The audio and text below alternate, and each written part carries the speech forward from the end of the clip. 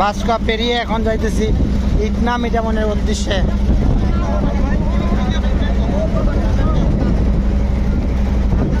হ্যাঁ বাবুরা, যাও যাও। হ্যাঁ বাবুরা, তুমি কেমন আছো? হ্যাঁ বাবু, এই যে আমার বন্ধু